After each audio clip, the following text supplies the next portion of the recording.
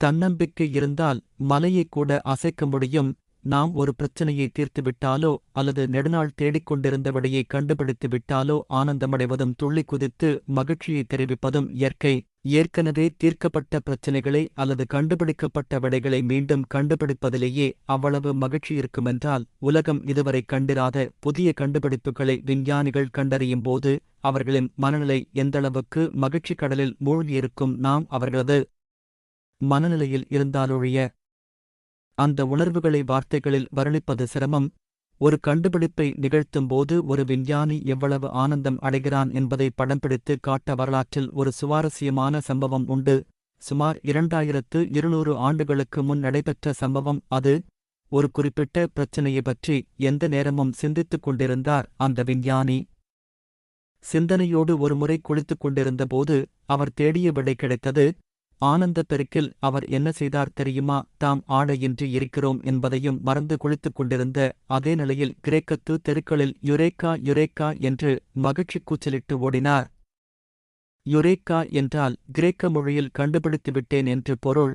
ஞானம் மானத்தைவிட பெரியது என்று நம்பி அவ்வாறு பிறந்த மேனியாக ஓடிய அவர்தான் பொருள்களின் டென்சிட்டி, அதாவது அடர்த்தி பற்றியும் நெம்புகோல் தத்துவத்தையும் அறிந்து சொன்ன கிரேக்க விஞ்ஞானி ஆர்க்கிமிடிஸ்.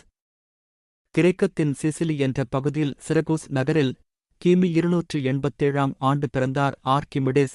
அவரது தந்தை ஒரு ஆராய்ச்சியாளர் குடும்பம். செல்வ செழிப்பில் இருந்தது. தன் மகன் நன்கு கல்வி கற்று தன்னைப் போலவே ஆராய்ச்சியாளனாக வேண்டும் என விரும்பிய தந்தை ஆர்க்கிமிடிஸை கல்வி பயில எகிப்துக்கு அனுப்பி வைத்தார்.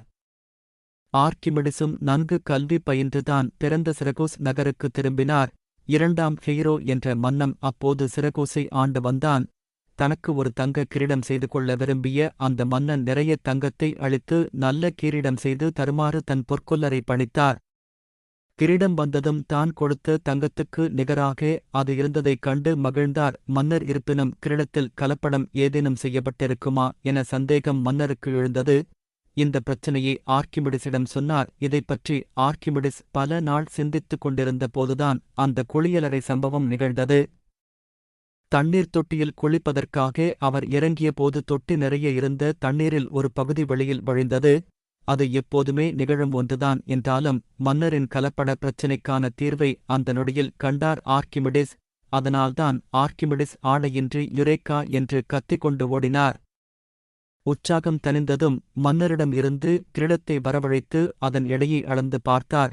பின்னர் அதே எடை அளவுக்கு சுத்தமான தங்கத்தையும் வெள்ளியையும் வரவழைத்தார். சுத்தமான தங்கம் எவ்வளவு தண்ணீர் வெளியேற்றுகிறது என்பதை அறிய ஒரு பாத்திரத்தில் தண்ணீரை நிரப்பி அதில் தங்கத்தை போட்டு வெளியேறும் நீரின் அளவை கணக்கெடுத்துக் கொண்டார். அதேபோல சுத்தமான வெள்ளி வெளியேற்றும் அளவையும் கணக்கெடுத்துக் கொண்டார்.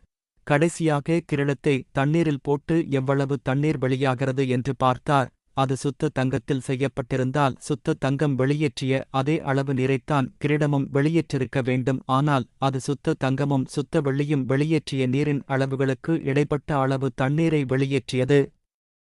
அதன் மூலம் கிரீடத்தில் பொற்கொல்லர் கலப்படம் செய்திருக்கிறார் என்பதை மன்னருக்கு நிரூபித்தார் ஆர்க்கிமிடிஸ். அந்த கண்டுபிடிப்பின் அடிப்படையில் அவர் எழுதி வெளியிட்ட ஓன் புளோட்டிங் போடேஜ் என்ற புத்தகம் இன்றைய நவீன இயற்பியலுக்கு அடிப்படையாக விளங்குகிறது. ஆர்க்கிமிடிஸ் கணிதத்தில் மிகச்சிறந்து விளங்கியதோடு வான சாஸ்திரத்திலும் இயந்திர நுட்பங்களிலும் பொறியியலிலும் தன்னிகரற்று விளங்கினார். அவரது மதிநுட்பத்தைக் கண்டு ரோமானிய சாம்ராஜ்யமே மலைத்த ஒரு சம்பவம் உண்டு. ஒருமுறை ரோமானிய கடற்படை சிரகூஸ் நகரை முற்றுகையிட்டது. சிரகூஸ் நகரை நோக்கி நெருங்கிய போது சுமார் 500 அடி உயர குன்றின் மீதிருந்து கண்களை கூச வைக்கும் ஒளி வீசிக் கொண்டிருந்தது. ரோமானிய கடற்படை வீரர்களுக்கு என்னவென்று புரியவில்லை. கிட்ட நெருங்க ஒளியின் தகத்தகப்பு அதிகரித்தது. அப்போதுதான் கிரேக்கர்களுக்கு பலமாக ஆர்க்கிமிடிஸ் என்ற மேதை இருப்பது ரோமானிய கடற்படைத் தளபதி மார்க்ஸ் கிளேடியஸ் மாசில்லஸ்க்கு நினைவுக்கு வந்தது. ஏதோ நிகழப்போகிறது என்று சுதாரிப்பதற்குள் பாய்மரக் கப்பல்களின் படுதாக்கள் தீப்பற்றி எரிந்தன.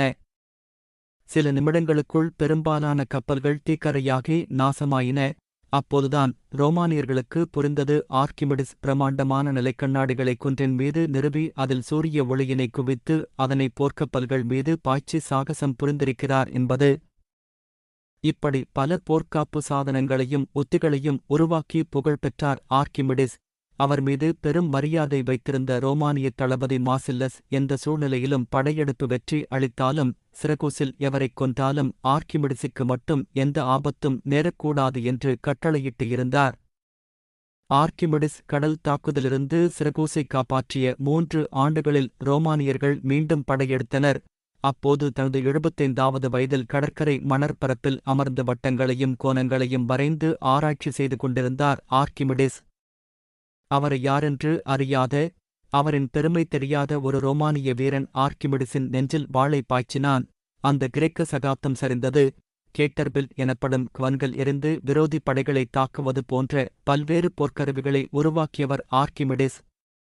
அவர் உருவாக்கிய பல சாதனங்கள் நவீன உத்திகளோடும் வடிவமைப்புகளோடும் இன்றும் பயன்படுத்தப்படுகின்றன. மேலும் லிவர் எனப்படும் நெம்புகோல் மூலம் எப்படிப்பட்ட பளுவையும் தூக்க முடியும் என்று அவர் செய்து காட்டினார். இவர் புலி என்ற அமைப்புகளை உருவாக்கி ஒரு கப்பலில் ஏராளமான பொருட்களை ஏற்றி வேறு எவரது துணையும் மற்றும் இயந்திரத்தின் துணையும் இன்றிதான் ஒருவராகவே அந்த கப்பலையே நகரச் செய்து காட்டினார். ஒருமுறை சிரகூஸின் மன்னர் ஆர்க்கிமிடிஸிடம் உங்களால் செய்ய முடியாதது என்று எதுவுமே இல்லையா என்று கேட்டார். அதற்கு ஆர்க்கிமிடிஸ், நான் நிற்பதற்கு உலகத்திற்கு வெளியே ஒரு இடம் அமைத்துக் கொடுங்கள், அங்கு நின்று நான் இந்த உலகத்தையே அசைத்துக் காட்டுகிறேன் என்று பதில் சொன்னாராம். எவ்வளவு தைரியம், எவ்வளவு தன்னம்பிக்கை! சந்தேகத்திற்கு இடமின்றி ஆர்க்கிமிடிஸின் சுவாசகாற்றாக இருந்தது தன்னம்பிக்கைதான். அதனால்தான் மலையை கூட அசைக்க முடியும் என்று அவர் நம்பினார். இந்த வீடியோ உங்களுக்கு பயனுள்ளதாக இருந்தால் இந்த சேனலை சப்ஸ்கிரைப் செய்யவும், உங்கள் நண்பர்களுக்கும் ஷேர் செய்யவும். நன்றி.